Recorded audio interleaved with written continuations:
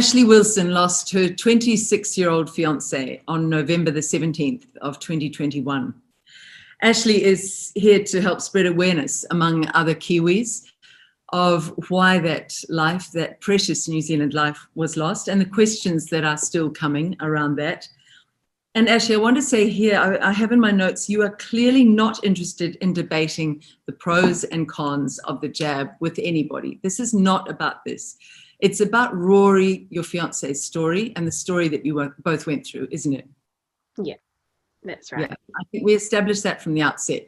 And I also want to establish, so that we get rid of any trolls who might think of coming on here and doing those highly unethical but very annoying and completely inappropriate posts saying anybody who speaks up and questions this jab is anti-vax. You were clearly pro-vax before this happened, weren't you? Yeah, I was. Good. So we'll clear all of that off before we begin.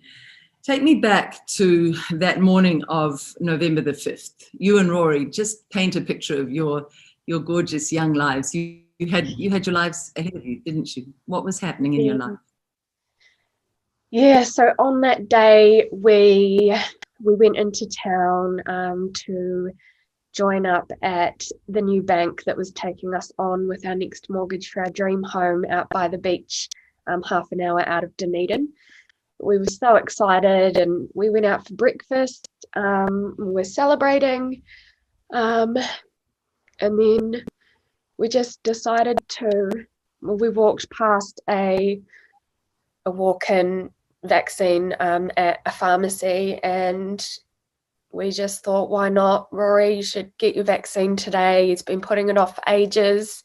He didn't want to get it, but he knew he had to for our wedding and our honeymoon. We were going to do a little trip to the West Coast, and we wanted to be able to live and go out to restaurants and things on our honeymoon, and obviously be able to get into the venue for our wedding. So that's sort of the main reason that he got it. Just, I guess the main reason really is because we just thought we were doing the right thing and everyone else was doing it, and we thought that the government was looking after us, and we just trusted everything about it. We didn't research it or anything, or look into it at all. We just got them. Then that day his heart palpitations started later on that night, and then just sort of continued every few days. He would sort of mention it, but he was so chilled out and didn't want anyone to worry, and just, I guess no one thought it would turn into what it did.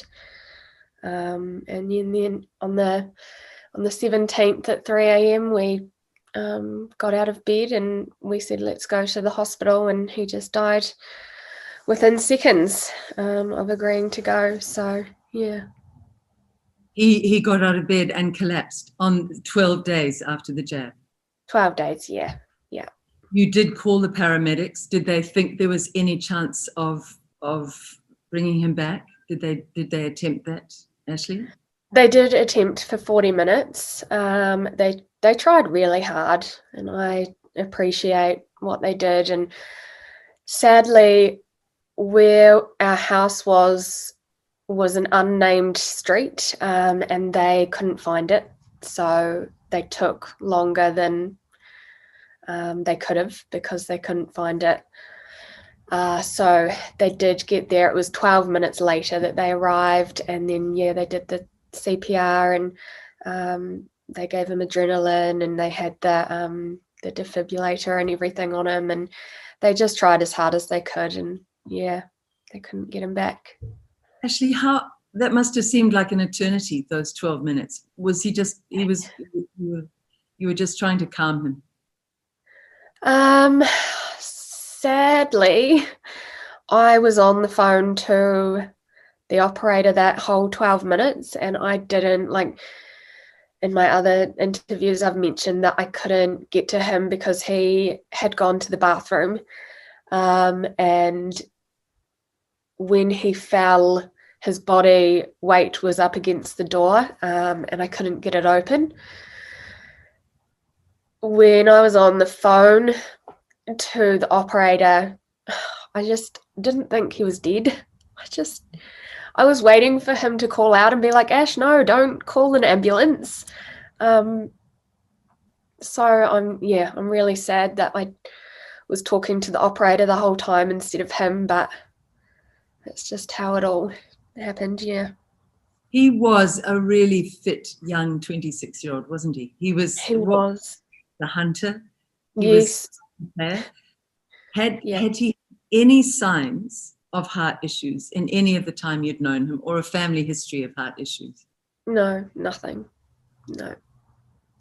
We were doing lots of physical work on our house to get it ready for the market. He was digging up dirt and unloading gravel, and he was doing so much, and for like 12 hours a day he was doing that physical work, and he never complained of anything then until he had that vaccine. So I think those 12 days, it's really important to dig a little deeper, if you don't mind, just into what those heart flutters, those heart palpitations, what were the symptoms? Because part of your incredible courage in sharing all of this with New Zealand is, as so many other heroic people who've gone through injury themselves or experienced the injury of someone they love, Kiwis want to turn and help other Kiwis to know what to look out for. So what were some of those symptoms that you're wanting Kiwis to be aware of so generously, Ashleigh, when you're going through your grieving still? Yeah. Sadly, he didn't talk to me much about it because he wasn't wanting to worry me or worry himself. But I did find his Google searches after he died, and he had a racing heart. It felt like it was skipping beats, so that was the flutters. But that's really all he had.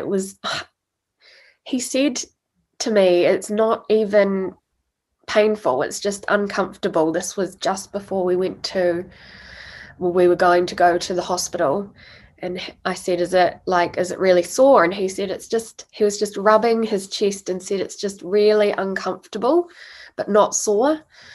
I think probably, tightness, just tight, and that racing heart and the flutters. And the process since then, what has it been like for you going through this? And what advice would you give to other people who suddenly find themselves in the most horrendous situation of their lives? What was it like with support at the hospital or through the process of getting him registered with the autopsy process? What's that been like? I can't say that there's been any support. What do you mean by that? Yeah, just through the hospital, like, what sort of support would you usually expect? The paramedics that were there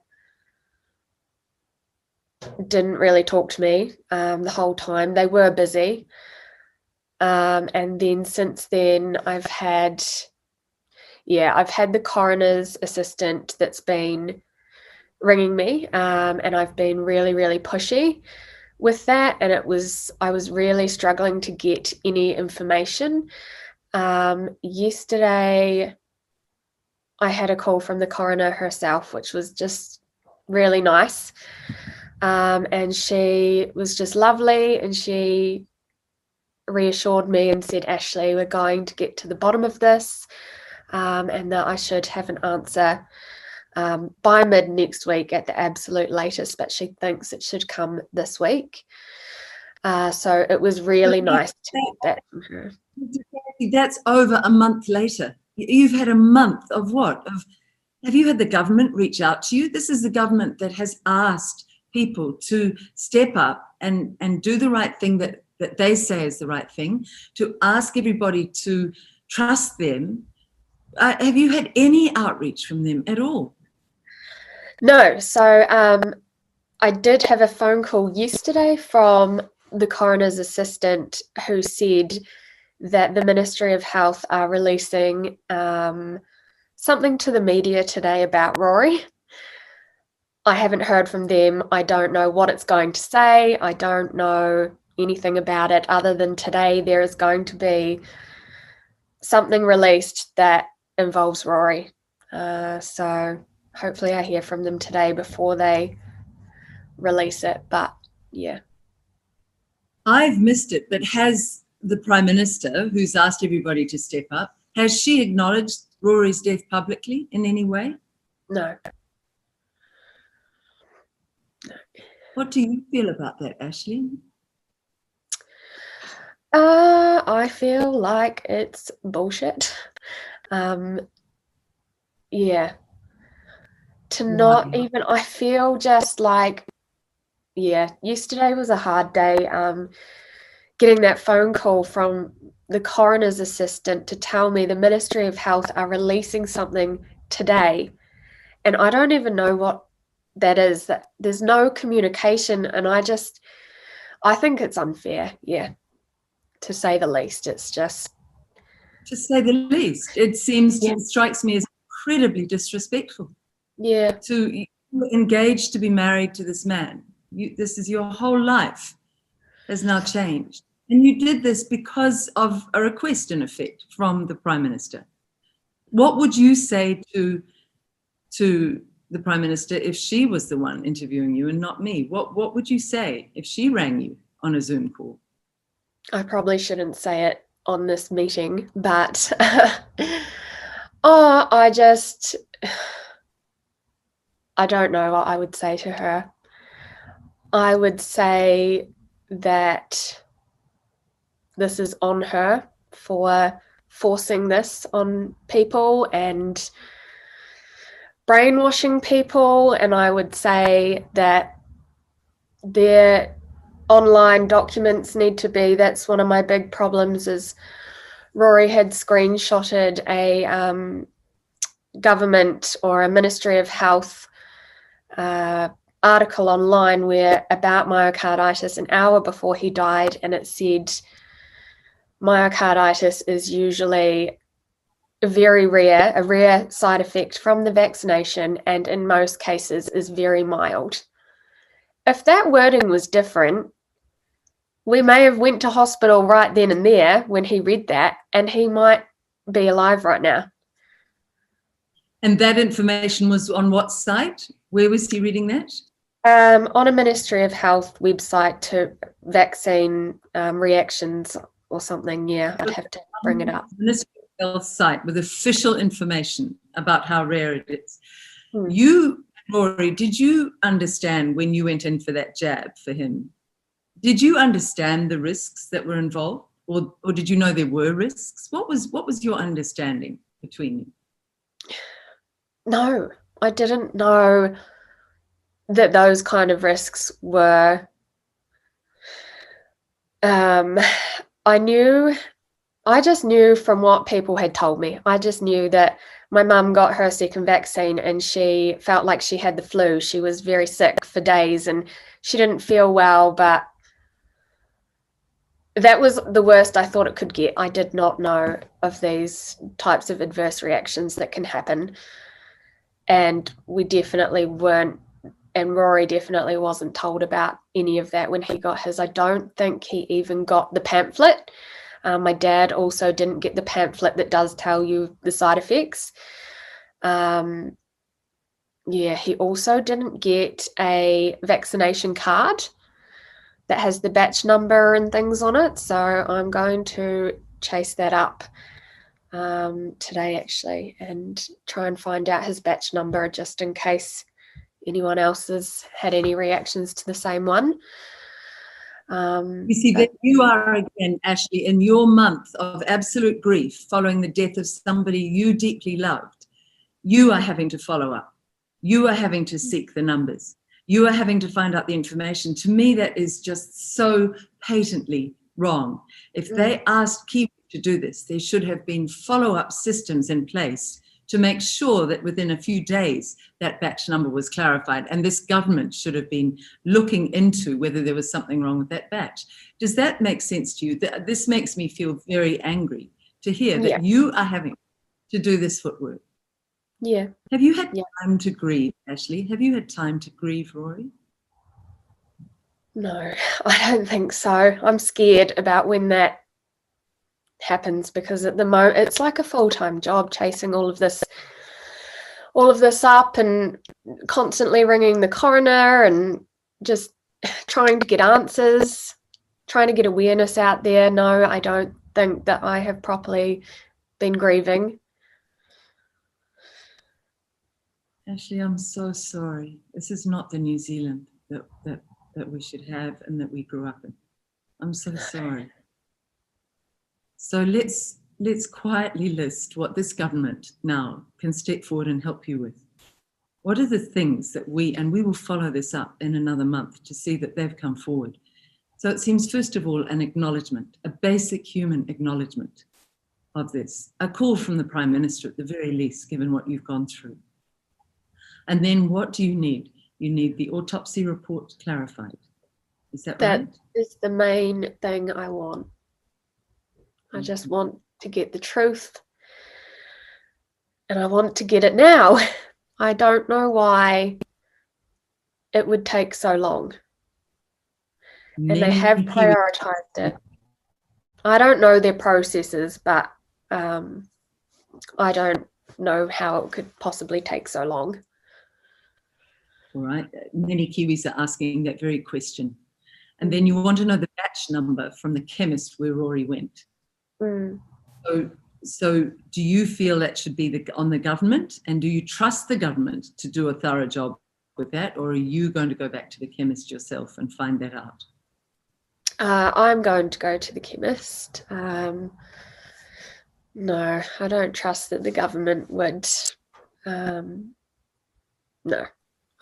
I don't trust that the government would fess up to this.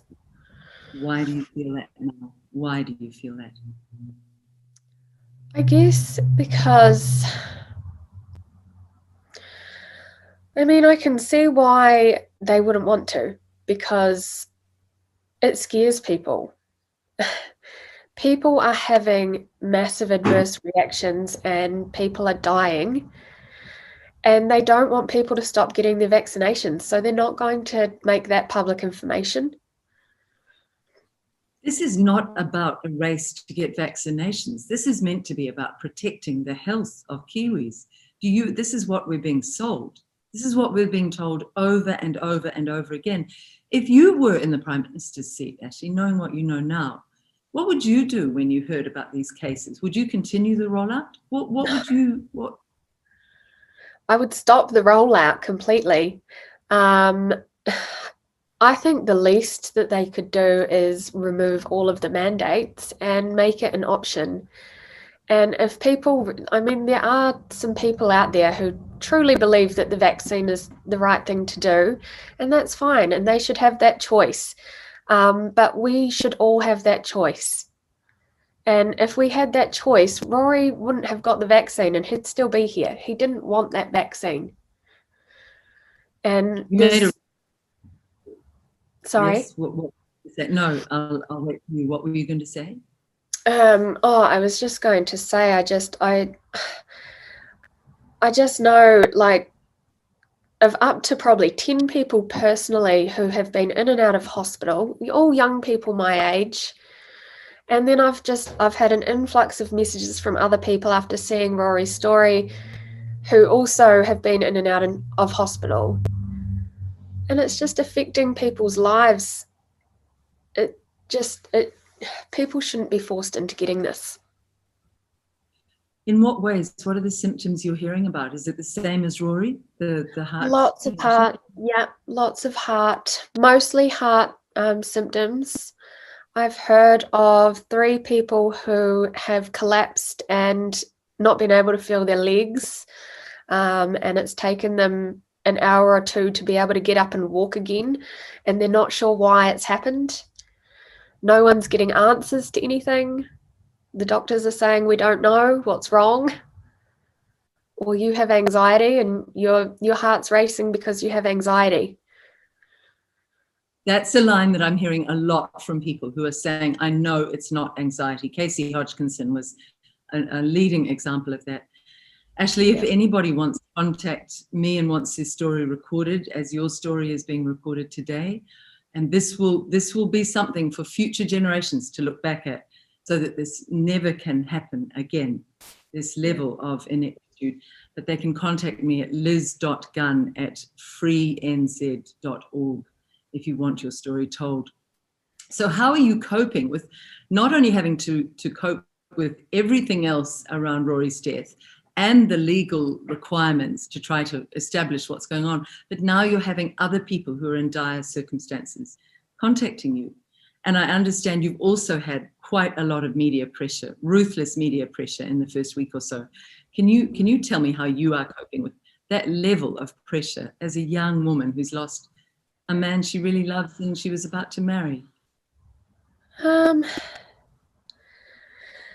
There are sides of it that I love, that people are coming to me and telling me, and I want to be able to help them. I love that. But it's so much pressure. I'm vomiting every day. I can't keep food down, and it's just so much stress.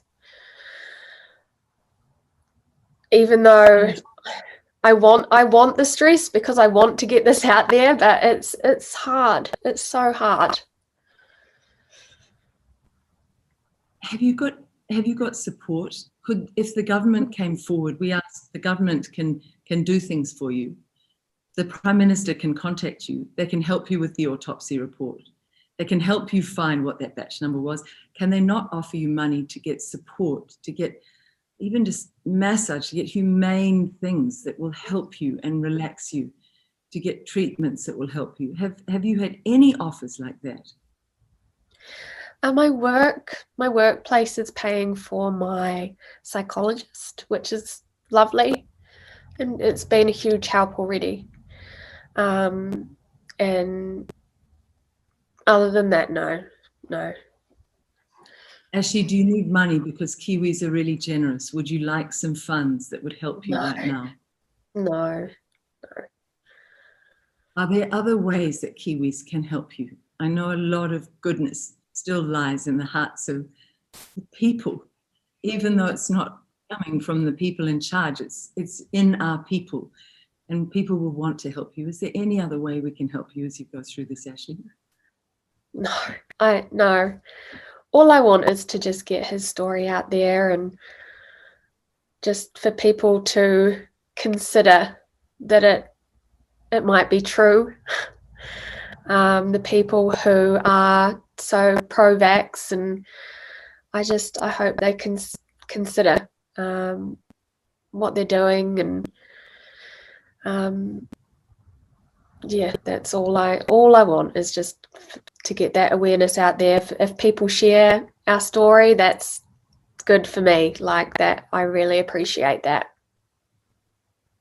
Good. Well, let's move on to those questions that you asked so bravely in one of your posts.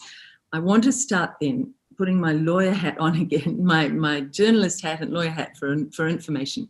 One of the things you said in a post that struck me as deeply significant is that you felt Rory didn't give informed consent. Explain that. Explain why you felt so frustrated about that.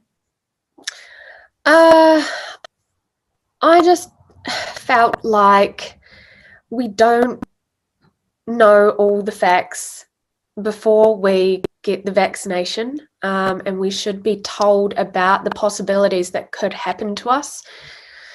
Another thing that I've heard of so many times is that people are getting their vaccination, and then you sit in the waiting room for 20 minutes or however long it is, and then you're given the pamphlet that has the possible side effects after you've already had the injection, so you can't change your mind. I think that's so wrong. And also, like I mentioned before about some of the government or Ministry of Health websites downplaying the side effects. Myocarditis, it killed Rory within 12 days, and they say it's very rare and usually mild. That needs to be changed. And why do you have to search so hard to find any negative information on the vaccine? It doesn't just come up when you search on Google. It's all at the top of your search is all these all the government websites telling you that the vaccine's really safe, blah, blah, blah. But you have to dig really deep to actually find any true stories or true information of reactions. And very telling that Rory's death has never been acknowledged by the Prime Minister. That's extremely telling. Did you and Rory used to watch her messages from the podium with her and with Ashleigh Bloomfield repeating that? Yeah. And you believed that? You felt at the time, yes, that's we can try. Yeah. Ashleigh Bloomfield also has some part to play in this. Any message for him? I'm not sure. I would probably say the same thing to both him and Jacinda, that it's on their hands. I mean, there's so many people going into hospital at the moment, and every person that tells me they've gone into hospital says that there's like 10 other people there with the same symptoms. They will know that this is happening. Why are they still going with the rollout? I think something very interesting about New Zealand, in a small country of 5 million, these injuries and deaths can't be hidden. It was like the injury of Rory went through New Zealand like wildfire. Everybody knew about it almost within an hour. They can't hide it in a small country. As you say, we all know many people now who are injured. And to see them talking and not acknowledging this from the podium is something that really gives New Zealanders pause for thought. Why are we not hearing the acknowledgements of the deaths and injuries? What other questions do you have? You posed some really good questions online, very intelligent ones. What other questions do you have for this government? Oh. Well, I can remind you, I've got them here. You said, why are young and fit people experiencing heart issues? That's such a fundamental question, because all of us know young, fit, and particularly men, it seems, being affected in the heart. It must have raised issues for you that Rory was such a fit man. You would never have thought that he would have succumbed to a heart condition, you have said in your posts. Is that your feeling still? That he was not eat a good diet? Did he have heavy saturated fat food? Could you find any other reason for him to have a heart issue? No. Was he a smoker? Was he a smoker? No. So you've really looked at that, Ashleigh, and there's no other explanation? No. No, there's not for me. I mean, he was absolutely fine until down to the day that he got his vaccination. It started as soon as he got it. As soon as he got it, when you walked out of that chemist, did you? It started that night. That night it started. So when he was fine, he said that wasn't a big deal. Is that right? When he came out, was there any reaction he reported to you immediately? No. You also very rightly say in your post, why are vaccine-related deaths not reported on our 1 p.m. updates or in any media releases? I referred to media before. What was the media experience you had in that week after Rory died? It was really horrible, just because we hadn't come out with anything yet and people were assuming before they knew anything. Assuming what, Ashleigh? There was lots of things going around, like there was a lot of anti-vax stuff, which I'm fine with now, but at the time it was just really insensitive, and it was the wording mainly that really upset me. The wording around what they said was not nice or sensitive to us.